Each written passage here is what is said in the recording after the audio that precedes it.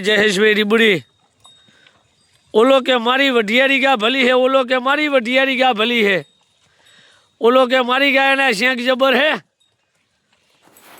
એટલે ભૈયા બધાની ગાયાના માર્બલ વાળા સિક્કા વાજી જ હે ને બધાની ગાયાના ભૈયા 4 લાખ ને 5 લાખ રૂપિયા આવશે।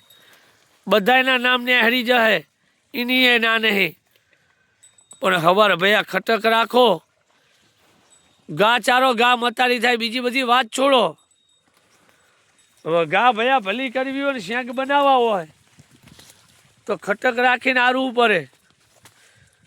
ખટક રાખીને આરો એટલે ભૈયા માર્બલ વાળા સિક્કા વાજી જાય, નામને હરી જાય। 5 લાખના 100 લાખ રૂપિયાની મારા વિહામાં 5 લાખની 100 લાખ રૂપિયાની ભૈયા વેચવી હોય ને તો શેંગે બનાવવા પડે, ખટક રાખીને સારવી પડે। માં કહીને તો વહેલું ઉઠવું પડે ભૈયા, વહેલું તાણે શેંગ થાય હે, ન કે ચાઈ એમને એમ તો શેંગ થાય હે। હારું બધાને શેંક કરી વારવા હે।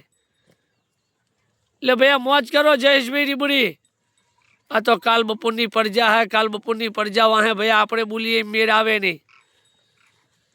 જીનો ગાડવો હોય, જીના ગાડવામાં કૂતરું મોઢું ગાલી જાય તો ભૈયા કૂતરાનું મોઢું ના ચટાય।